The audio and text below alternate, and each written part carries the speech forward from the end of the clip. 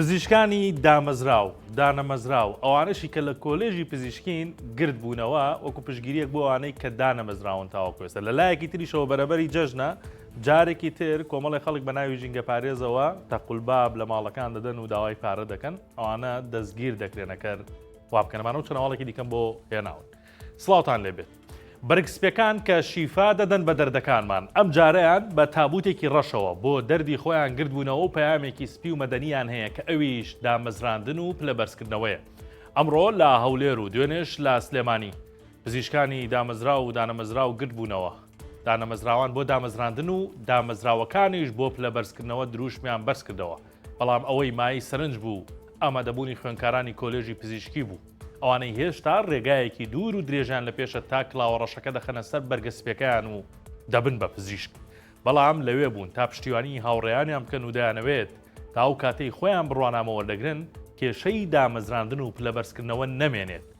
پزیشکانی هەولێر بە تابوتێکی ڕەشەوە هاتبوونە سەرجادە ئەوەش گزارش بوو لەوەی دامەزراندن کۆچی دوایی کردووە و داوا دەکەن دار بمەزرێنن بە پێچەوانەوە ڕێگای دیکە دەگرنە بەر بەو گسکەی کە لە دەسێتی بە تەنیا کاری جوانکردنی شار و پاکردنەوەی شەقام و پارکەکان نییە بەڵکو وانەی ڕەوشت و دەستپاکیش دەڵێتەوە ئەمە چیرۆکی ژینگە پارێزێکی پارکی سامی عەبدوڕەحمانە لە هەولێر کە پارەیەکی زۆر و ژمارەیەک بەڵگەنامە دەدۆزێتەوە و ڕادستی خاوەنەکەی دەکاتەوە ڕاگەیاندنی فەرمانگەی پارکی سامی عەبدوڕەحمان بڵاوی کردەوە دوای ئەوەی خێزانێک سەردانی پارکەکەی کردبوو بڕی 2 ملیۆن دیناری عێراقی و 1500 دۆلار و کۆمەڵێک بەڵگەنامەی کەسیان ون کردبوو بەڵام خۆشبەختانە لەلایەن ژینگە پارێزێکی بەشی خزمەتگوزاری دۆزرا بووەوە هەرکە خاوەنەکەی هاتووە تەواوی پارەکە و بەڵگەنامەکانی ڕادەست کراوەتەوە ئەویش لە بەرامبەردا سوپاسی کارمەندەکەی کردووە هەڵوێستەکەی بە جوامێرانە ناوبردەوە هەر لەگەڵ جەژن دێت کەسانێک پەیدا دەبن بە ناوی ژینگە پارێز و کارمەندی پاکەرەوە دەست بە وەرگرتنی جەژنانە لە هاوڵاتیان دەکەن بەڵام ئەم جارە پۆلیسی سلێمانی گوێی خۆی قوڵاق کرد و دوای چاودێریکردنی دوو کەس کە لە ژێر ئەو ناوە پارەیان وەردەگرت کە لە بچەی خستە دەستیان چیرۆکەکە بەم شێوەیە بوو دوو کەس لە گەڕەکی بەختیاری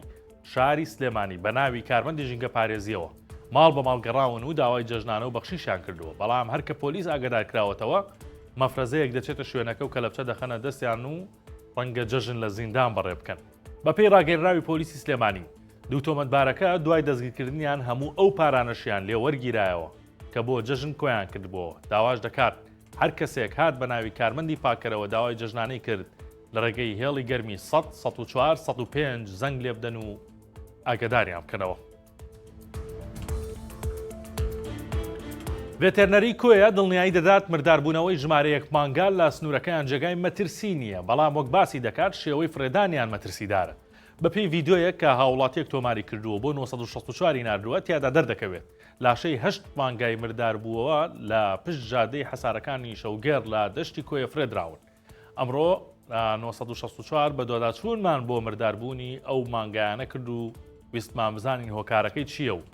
ئەمەمان لە دکتۆر ئەزمەر سەلاح بەڕێوەبەری ڤێتەنەری کۆیە پرسی و ئەویش بەم شێوەیە وەڵامی تایەوە مرداربوونەوەی ئەو مانگایانە نوێ نییە بۆ دۆداچوونمان کردووە و مرداربوونەوەیان هیچ مەترسی نییە چونکە بەهۆی نەخۆشی گوێزراوە و ڤایرۆسەوە مردار نەبوونەتەوە بەڵکو مرداربوونەوەیان جۆرا و جۆرە وەک دەڵێت هەیانە بەهۆی زۆر خواردنەوە مردار بۆتەوە و هەیانە بەهۆی ئەوەی لەلایەن مانگایەکی ترەوە لە قەی لێدراوە مردار بۆتەوە هەرشیانە نەخۆشیێکی سووکی وەک باکردنی هەبووە و مردار بۆتەوە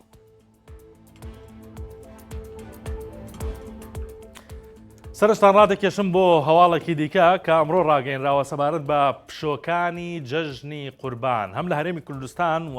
هەم لە عێراقیش لە هەرێمی کوردستان 4 ڕۆژ کراوەتە پشوو لەلایەن حکوومەتی هەرێمەوە لە ڕۆژی 6 شەشەوە واتە هەینی تاوەکو ڕۆژی 9 6 واتە سێشەممەی داهاتوو دەوام لە هەرێمی کوردستان دەست پێ دەکاتەوە 4 ڕۆژ پشووە بەڵام بە پێچەوانەوە لە عێراق 5 ڕۆژ کراوەتە پشوو لە ڕۆژی 6ەوە کراوەتە پشوو تاوەکو دەی 6 ڕۆژی 4 شەممەی داهاتوو یەکەم ڕۆژی داوامەمە لە کاتێکدایە کە لێرە موچەخۆرانی هەرێمی کوردستان چاوەڕێەوە نین کە پشویان بۆ ڕابگەێنرێ بەڵام چاوەڕێەوەن کە موچەکان لە بەغداوە بنێردرێت حکوومەتی عێراقیش ئەم ئێوارە لەبری ئەوەی کە هەواڵێکی خۆش ڕابگەێنێ بۆ هەرێمی کوردستان و موچەکە بنێرێت ڕۆژەکانی پشووی یاری کرد بە هیوایەوەین کە پێش جەژن موچەی خۆرانی هەرێمی کوردستان بێت و لەگەڵ پشۆکە بێ بە دوو جەژن بۆیان ئەمە هەواڵەکان ئەمڕۆ بوو کاتێکی شاد بۆ هەموو لایەک.